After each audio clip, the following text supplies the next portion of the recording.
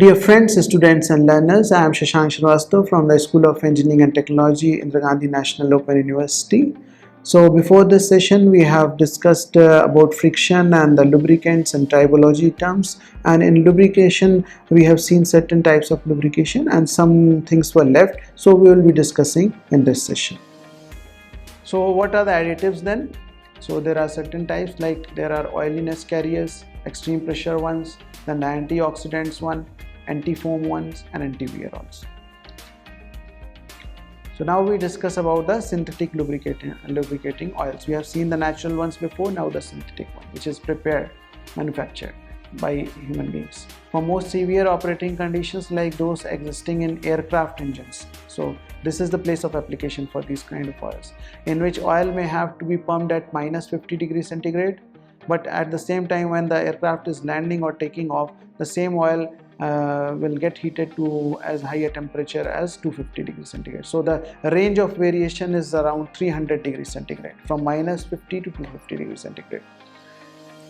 So then such kind of properties are needed, that it should not freeze also, and it should not break down also at high temperature. Thus the high temperature and high operating pressures require such kind of oils which give us superior resistance to oxidation with a high viscosity, but at the same time they must possess sufficiently low freezing point, and the lubricant should be non-inflammable as well, because if the temperature is going up to 250 degrees centigrade, it can catch fire if it's that ignition point is not high.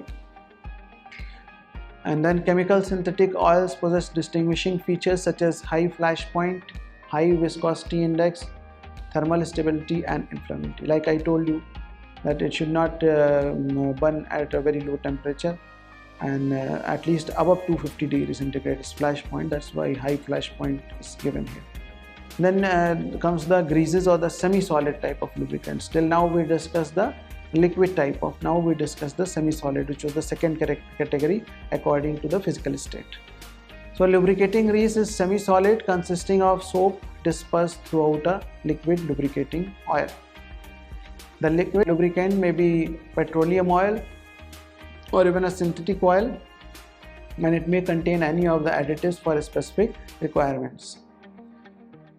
So greases are prepared by saponification of fat with alkali. So saponification is a process where we are using the fat and the oil to make soap-like things. So that is one process, and this is followed by adding hot lubricating oil while under agitation. So this way grease is prepared, and total amount of mineral oil added determines the consistency of the finished grease. So what kind of consistency we need, accordingly we add the mineral oil to this grease.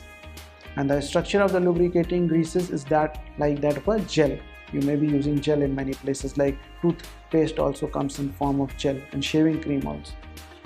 Soaps are actually gelling agents which give an interconnected structure containing the added oil.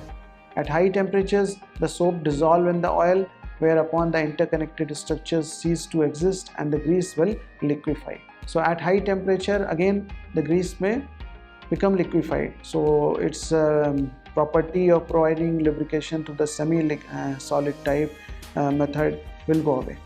Consistency of greases may vary from a heavy viscous liquid to that of a stiff solid mass. Like I said earlier, they may become solid at some point also, and they may become completely liquid also at some point. So that consistency varies. To improve the heat resistance of grease, inorganic solid thickening agents are added. So again, additives are always there which can improve the property as per our need. Greases have higher shear or frictional resistance than oils, and therefore can support much heavier loads at lower speeds. So this is a very good thing, a very good property of the grease, that it can support heavier load because of higher shear or frictional resistance. And where they are used, like in situations where oil cannot remain in place due to high load or low speed or intermittent operation or sudden jerk, etc. And in bearing and gears which are working at high temperature. And also in situations where bearing needs to be sealed against entry of dust, dirt, grit or moisture, because greases are less liable to contamination by these. So greases are not affected by such kind of things, so we can use in these places. And finally, in situations where dripping or spurting of oil is undesirable, like oil may cause certain contamination, liquid type, so then we will have to use grease, because unlike oils, grease if used do not splash or drip over articles being prepared by the machine. So what are the soap functions? We have discussed about soap. So what are its functions actually? So main function is to act as a thickening agent, so that grease sticks firmly to the metal surfaces. That's what its function is. However, the nature of soaps decides three things, that is temperature up to which the grease can be used, then the consistency of the grease, and finally the water and the oxidation resistance is also determined by these soaps. So there are certain important greases we will discuss here. The first is the calcium based grease, which is an emulsion of petroleum oils with calcium soaps. How it is prepared? We add requisite amount of calcium hydroxide, that is CaOH twice, to a hot oil like fallow while under agitation. So this is the process of preparation. And what are its properties and application? These greases are very cheap and are thus very commonly used, and they are insoluble in water. They are satisfactory for use only at low temperatures, because above 80 degrees centigrade actually oil and soap begin to separate out, so then we cannot use them.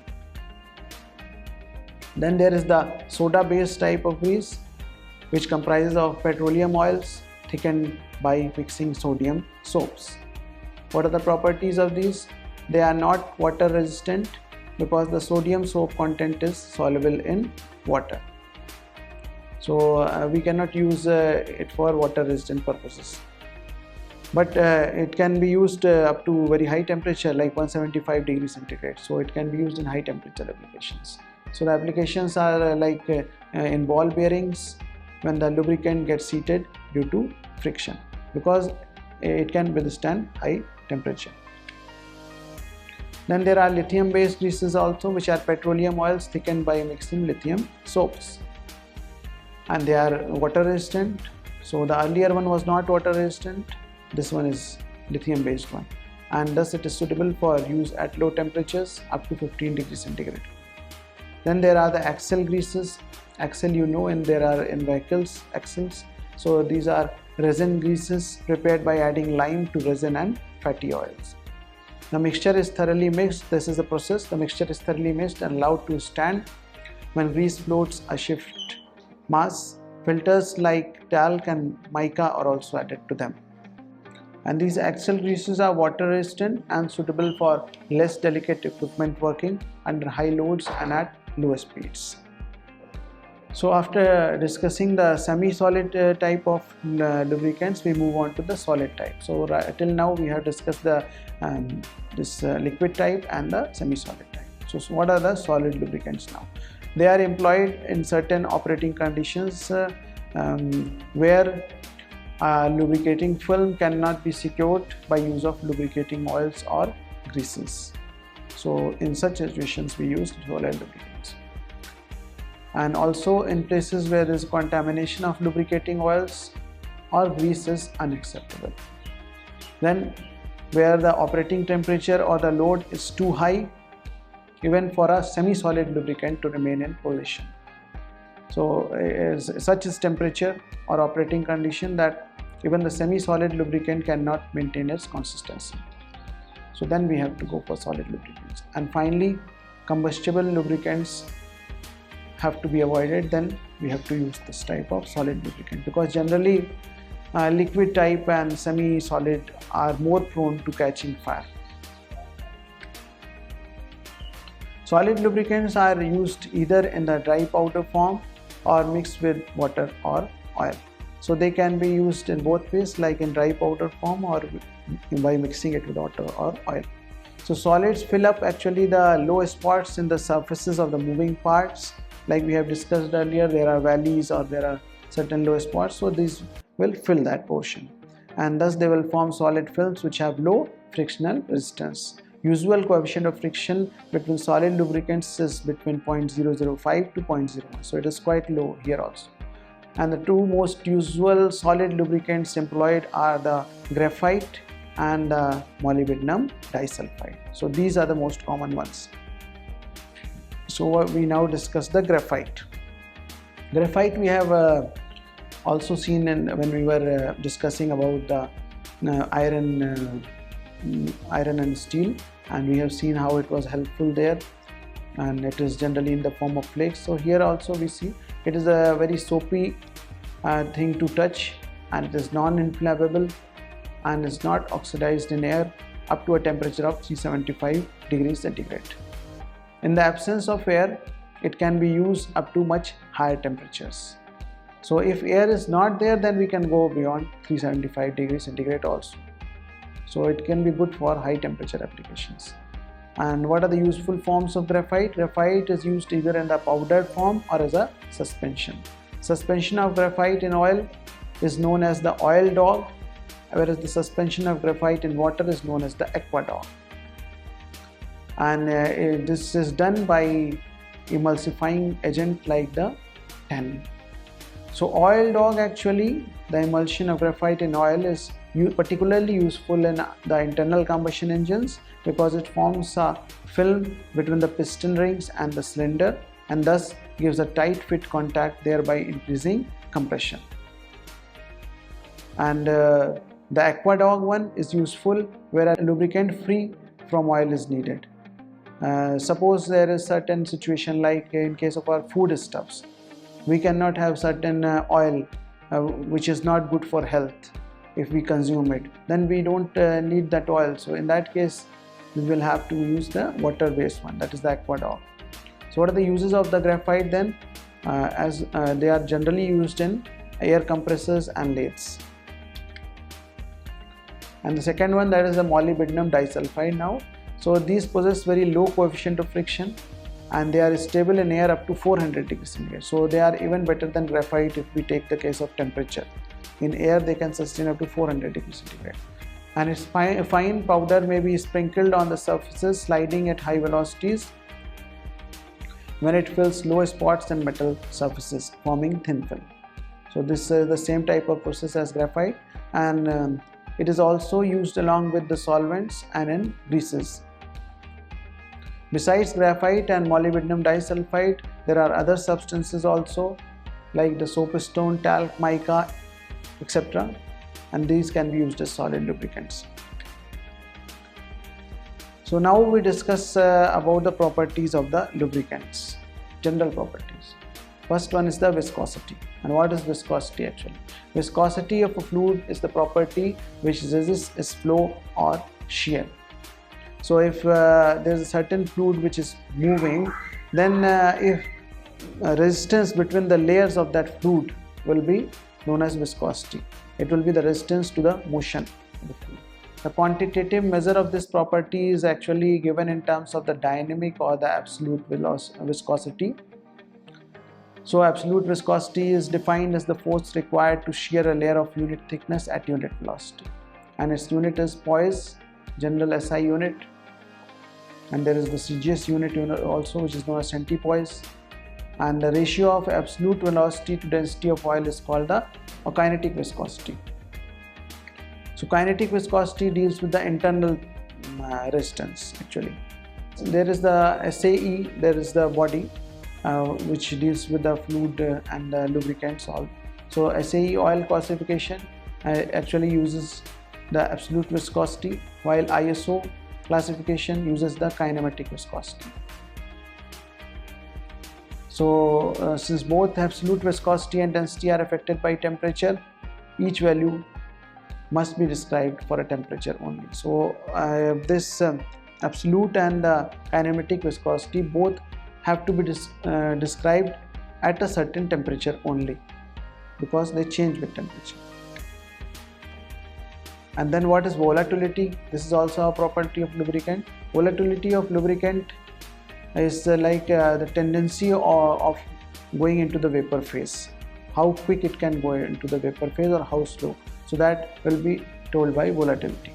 and it is very important in cases where lubricant is used in the form of thin films, as in case of boundary lubrication, because if it goes into vapors very quickly, then there may be nothing in between the contacting surfaces.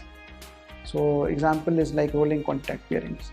Then there are chemical properties also of lubricants, like the oxidation. So lubricants are oxidized, and the property of oxidation varies with different lubricants, and it depends upon the composition and purity of the lubricant.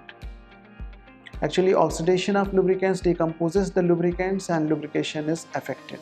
So this one is very important. Then there is the hydrolysis, where a chemical reaction by which various types of lubricants are decomposed. So the examples are the esters. So hydrolysis is a kind of chemical reaction. Then the pyrolysis. So when organic liquids are exposed to temperatures higher than 300 degrees centigrade, there is a tendency to crack. So these liquids crack. Then this phenomena is known as the pyrolysis. And this rate of cracking actually differs with different compounds depending upon their composition, and it has been found that cracking is generally a free radical chain reaction and is generally accelerated by oxidation. So lubricants used should not crack under lubrication. So we have to see that oxidation also doesn't take place, because it will lead to cracking. Then we have one more property, that is viscosity index. So this is something like the absolute viscosity of lubricants decreases with rise in temperature. So we have seen earlier that these absolute and kinetic viscosity both depend upon temperature. So absolute viscosity decreases with rise in temperature, because you can see the molecular structure, the molecules will tend to move farther apart, and there will be much better meaning movement, so that resistance will decrease. That's why it goes down. The rate at which absolute viscosity changes with temperature is called the viscosity index. So this viscosity index is telling about the rate at which the absolute viscosity is changing. High rate of change of viscosity indicates low viscosity index and vice versa. And actually we prefer oils of high index. Then we come to the phenomena of emulsification and oiliness. So emulsification, it is the property which is important for lubricants, as it will make the lubricants useful or useless under particular condition of services. Like we take an example, in case of steam turbines, it is necessary that the emulsion formed by the lubricant with water should separate very quickly and easily. And what is oiliness? Vegetable oils have oiliness, like we discussed earlier, while mineral oils are very low in this property. We have seen this earlier. In order to improve the oiliness of the mineral oils, additives such as vegetable oils and fatty acids like the oleic and stearic acids are added, which we have seen earlier as well. And lubricants which have high oiliness actually stay in their position, that is in between the lubricated surfaces, and they do not come out easily when they are subjected to high pressure. So that's why oiliness property is important. So after discussing these properties, we move on to the cutting fluids now. What good or bad things or advantages or disadvantages they bring in. And so these cutting fluids are used to provide either cooling or lubricating effect, or both. So they can give either cooling or either lubricating effect, or they can provide both the things. That's why cutting fluids are used. And what are their properties? They have good lubrication, low viscosity, so that lubricant can easily fill in the cracks formed on the workpiece. Then they are chemically stable and are non-corrosive in nature towards the metals of the workpiece as well as tool, and they have high thermal conductivity. So they won't be heating the thing at a certain point, meaning localized heating will not occur because they have high thermal conductivity. Meaning, what is the use of this oil actually as a cutting fluid? How it fares as a cutting fluid? So for low speed and high pressure, this oil can be used as cutting fluid. And compounded oils obtained by mixing petroleum oils with vegetable and animal oils are also used for such purposes. Then what about the water as a cutting fluid? They are mainly used for the cooling purpose. What for an emulsion as a cutting fluid.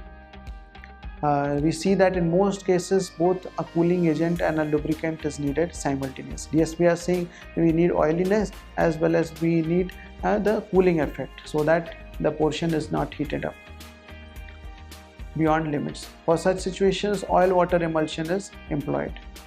So we mix the two, oil and water. Emulsion is obtained by mixing a small amount of petroleum oil in water, and then we stabilize it by adding emulsifier like soap, fallow oil, etc. And further, to prevent galling, galling is what? Thickening of the concentrate, glycols or alcohols, meaning the compounds which are having OH bonds are added. And besides this, certain germicide are also added to prevent these germs from attacking this particular emulsion. And the examples are like the sodium nitrate. Sodium nitrate is one of the germicide. Then now, how do we select the lubricants? On what basis?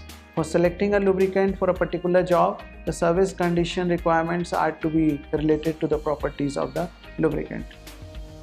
The properties of a properly selected lubricant should not change under service conditions. So that is one of the conditions.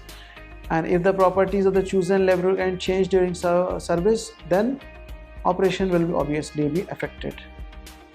So all properties described before in this session must be well understood, and their pattern of variation with temperature and pressure should be ascertained before actual adoption in service, because we have seen that there is high temperature range and there is quite a variation in pressure also. So we need such lubricants which can hold its own at both the temperatures or at different kinds of pressures. Several mathematical correlations are available that can be used to calculate temperature rise of the lubricant. So we have to use these things, and such analytical exercise must be performed in advance. And finally, proper design solution for flow change and cooling of oil must be incorporated for smooth operation of machinery.